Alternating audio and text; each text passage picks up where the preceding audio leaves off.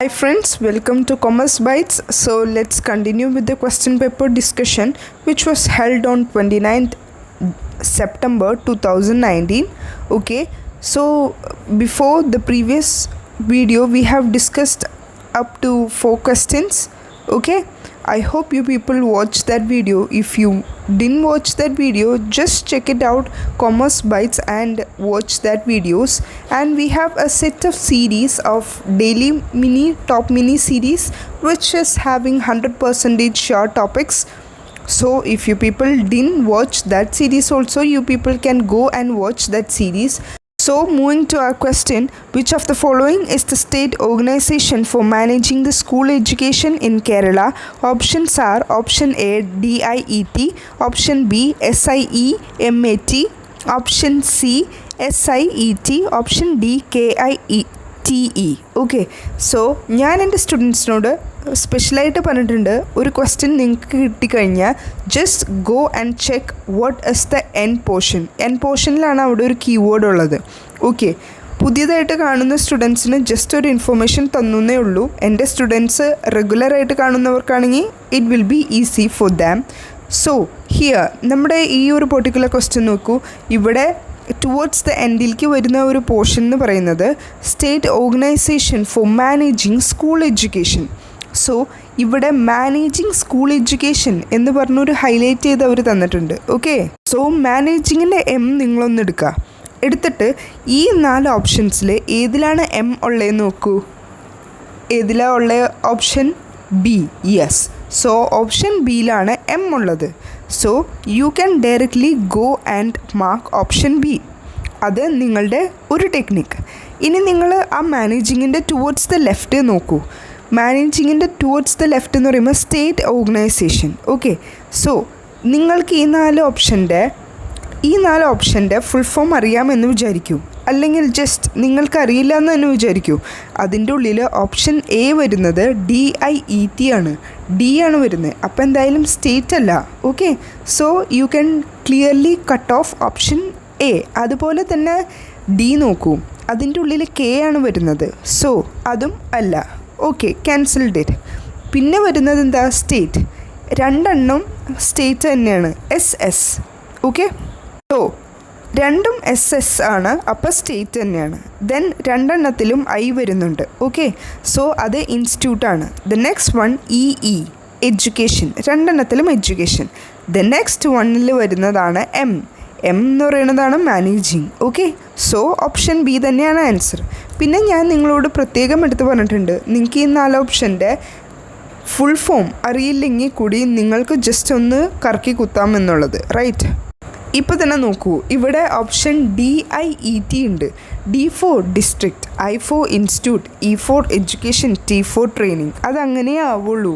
Okay, so നിങ്ങളൊന്ന് try out ചെയ്താൽ തന്നെ നിങ്ങൾക്ക് ആ ഒരു ലെറ്റേഴ്സിൻ്റെ ഫുൾ ഫോം കണ്ടുപിടിക്കാൻ പറ്റും. കാരണം നിങ്ങൾക്ക് അത്ര ഹൈ ലെവൽ ക്വസ്റ്റ്യൻസ് ഒന്നും വരില്ല. ഓക്കെ, സോ നിങ്ങൾക്കൊരു മീഡിയം ലെവലിലുള്ളൊരു ക്വസ്റ്റ്യൻസേ വരുള്ളൂ. അതുകൊണ്ട് നിങ്ങൾക്ക് പേടിക്കേണ്ട ആവശ്യമില്ല.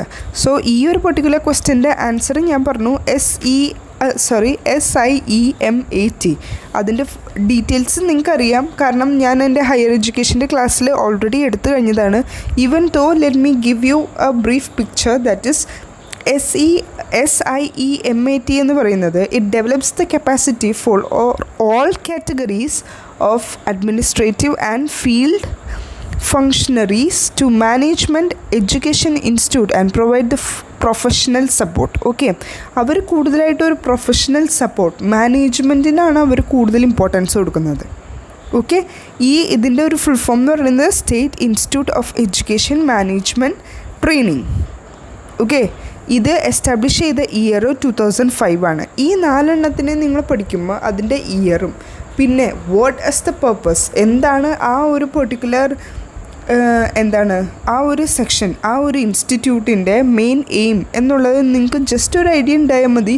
You people can definitely score mark from this.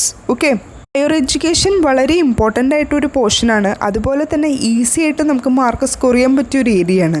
കാരണം ഹയർ എഡ്യൂക്കേഷൻ്റെ ഒരു 3 to 4 ക്വസ്റ്റ്യൻസ് എന്തായാലും കമ്പൽസറി ആയിട്ടുണ്ടാവും. കാരണം this is important for A teacher, future ടീച്ചറിന് ഇമ്പോർട്ടൻ്റ് ആണ്. So it is important. Okay, so let's move to the next question. Question number 116. A student find it difficult to learn a new term due to interferences of previously learned one. This is known as. Options are proactive inhibition, option B retroactive inhibition, option C reflective practice, and option D active memory. Okay, നിങ്ങൾ just ഒന്ന് നോക്കൂ. Option എയും ബിയും just leave dum. Okay, നമുക്ക് ആ രണ്ട് ടേംസിനെ പറ്റി അറിയില്ല എന്ന് വിചാരിക്കും. The next one option C, അതായത് റിഫ്ലക്റ്റീവ് പ്രാക്ടീസ്. ആ ഒരു വേർഡിൽ തന്നെയുണ്ട്. റിഫ്ലക്റ്റീവ് പ്രാക്ടീസ് എന്ന് പറഞ്ഞാൽ എന്താ? നമ്മളുടെ ഒരു പ്രാക്ടീസാണ് വിച്ച് റിഫ്ലക്ട്സ്, അതായത് നമ്മൾക്ക് തിരിച്ച് ഇങ്ങോട്ട് റിഫ്ലക്ഷൻ കിട്ടുന്ന, അല്ലെങ്കിൽ നമുക്കതിൻ്റെ റിപ്ലൈ കിട്ടുന്നതിനെയാണ് റിഫ്ലക്റ്റീവ് പ്രാക്ടീസ് എന്ന് പറയുന്നത്. ജസ്റ്റ് ഒന്ന് തിങ്ക് ചെയ്ത് കഴിയുമ്പോൾ തന്നെ നമുക്കറിയാം. So it is the ability to reflects on one's action so as to engage in a process of continuous learning. അതായത് ഇപ്പോൾ ഒരു ടീച്ചർ ക്ലാസ് എടുത്തുകൊണ്ടിരിക്കുകയാണ്. ആ ഒരു ടീച്ചർ ക്ലാസ് എടുത്തുകൊണ്ടിരിക്കുമ്പോൾ അത് അത്രയും ഇൻട്രാക്റ്റീവായിട്ടൊരു ക്ലാസ് ആണെങ്കിൽ the students will interact. Okay, ആ ഒരു ഇൻറ്ററാക്ഷനെയാണ് റിഫ്ലക്റ്റീവ് പ്രാക്ടീസ് എന്ന് പറയുന്നത്. Hope you people got my point, right? So ഒരു ടീച്ചർ ക്ലാസ് എടുത്തുകൊണ്ടിരിക്കുമ്പോൾ സ്റ്റുഡൻസ് റിയാക്ട് ചെയ്യുന്നുണ്ട്, റിഫ്ലക്റ്റ് ചെയ്യുന്നുണ്ട്. ആ പെർട്ടിക്കുലർ ടീച്ചർ പഠിപ്പിക്കുന്ന കാര്യങ്ങൾ കുട്ടികൾ റിഫ്ലക്റ്റ് ചെയ്യുന്നുണ്ട് എങ്കിൽ that practice is known as reflective practice. Okay, so അതുപോലെ തന്നെ ജസ്റ്റ് നിങ്ങളൊന്ന് ചിന്തിച്ച് നോക്കൂ. ഈ ആക്റ്റീവ് മെമ്മറി എന്ന് പറഞ്ഞാൽ എന്താ? നമ്മളുടെ മെമ്മറി നല്ല ആക്റ്റീവായിട്ട് ഷാർപ്പായിട്ടിരിക്കുന്ന ആ ഒരു പ്രോസസ്സിനെയാണ് ആക്റ്റീവ് മെമ്മറി എന്ന് പറയുന്നത്. A memory as an active process can be explained as A concept of memories being altered. നമ്മൾക്ക് അത് എങ്ങനത്തെ രീതിയിൽ വേണമെങ്കിലും ഓൾട്ടർ ചെയ്തെടുക്കാം. ഓക്കെ, ഒരു ആക്റ്റീവ് മെമ്മറി ആണെങ്കിൽ നമുക്ക് ജസ്റ്റ് ശ്രദ്ധിച്ചിരിക്കാം, അല്ലെങ്കിൽ നമുക്കൊന്ന് ജസ്റ്റ് എന്താണോ ആവശ്യം, അതിൽ എന്ത് ഘടകമാണോ ഏറ്റവും ഇമ്പോർട്ടൻ്റ് എന്ന് നോക്കിയിട്ട് അതിലേക്ക് നമുക്ക് കൂടുതൽ ഫോക്കസ് കൊടുക്കാം. ഓക്കെ, ഇതൊക്കെയാണ് ആക്റ്റീവ് മെമ്മറി എന്നും അതുപോലെ തന്നെ നമ്മൾ റിഫ്ലക്റ്റീവ് പ്രാക്ടീസും പറഞ്ഞു. ഇനി വരുന്ന രണ്ട് ടേംസാണ് പ്രൊആക്റ്റീവ് ഇൻഹിബിഷനും അതുപോലെ തന്നെ റെട്രോ ആക്റ്റീവ് ഇൻഹിബിഷനും. ഇത് ഞാൻ നിങ്ങൾക്ക് ഒരു എക്സാമ്പിളിലൂടെ സിമ്പിളാക്കി തരാം. ഓക്കെ, ഇത് രണ്ടും എല്ലാവർക്കും കൺഫ്യൂസ്ഡ് ആണ് എന്ന് പറയുന്ന രണ്ട് ടേംസാണ്. ഈ ഒരു എക്സാമ്പിളിലൂടെ നിങ്ങൾക്കത് ഈസി ആയിരിക്കും. ഞാനിപ്പോൾ താഴെ നമ്മുടെ സ്ക്രീനിൽ ഒരു പിക്ക് കാണിക്കുന്നുണ്ട്. ഓക്കെ, ലേൺ സ്പാനിഷ്, അവിടുന്ന് താഴത്തേക്ക് ലേൺ ഫ്രഞ്ച്. ഓക്കെ, അതിൻ്റെ താഴത്തേക്ക് വരുമ്പോൾ Spanish interferes with recall of French words. The next one learn Spanish, അതിൻ്റെ താഴെ ലേൺ ഫ്രഞ്ച്, അതിൻ്റെ താഴെ French interferes with recall of Spanish words. Okay, നിങ്ങൾക്കിത് എന്താണെന്ന് മനസ്സിലായിട്ടുണ്ടാവില്ല. Let me give you a brief picture. അതായത് ഫസ്റ്റ് വൺ പറയുന്നത് proactive ആണ്. ഓക്കെ, ദ നെക്സ്റ്റ് വൺ ആണ് റെട്രോആക്റ്റീവ്. ഫസ്റ്റ് വൺ പ്രൊആക്റ്റീവിൽ പറയുന്നത് നമ്മൾ ഫസ്റ്റ് പഠിച്ച ആ ഒരു ലാംഗ്വേജില്ലേ സ്പാനിഷ്, ആ സ്പാനിഷിൻ്റെ ലാംഗ്വേജിൽ യൂസ് ചെയ്യുന്ന വേർഡ്സ് ഫ്രഞ്ച് പഠിക്കുന്നതിലേക്ക് ഇൻക്ലൂഡായി കയറി വരുന്നു എന്ന്. ഓക്കെ, അതാണ് Spanish interferes with recall of French words.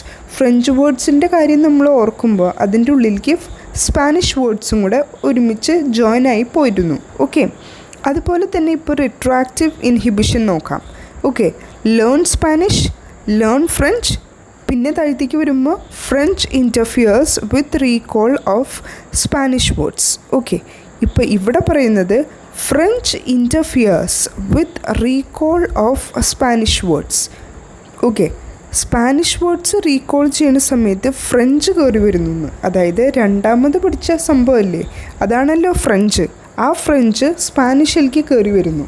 എനിക്കറിയാം ഇത് കുറച്ച് കൺഫ്യൂസിങ് ആണ്, ബട്ട് എന്നിരുന്നാൽ പോലും ഇത് ഇമ്പോർട്ടൻ്റ് ആയിട്ടുള്ള രണ്ട് ടേംസാണ്. So try to understand the given example. Okay, നിങ്ങൾക്ക് മനസ്സിലായില്ലെങ്കിൽ ഒന്നും കൂടെ ജസ്റ്റ് ഒന്ന് റീകോൾ ചെയ്യുക, അല്ലെങ്കിൽ ഒന്നും കൂടെ ജസ്റ്റ് ഒന്ന് ബാക്കിലോട്ട് സ്ക്രോൾ ചെയ്തിട്ട് ഒന്നും കൂടെ റീപ്ലേ ചെയ്ത് കേട്ട് കഴിയുമ്പോൾ തന്നെ നിങ്ങൾക്ക് മനസ്സിലായിക്കോളും. Okay, moving to the next question. Okay, the person who starts a new task or venture is scientifically called as?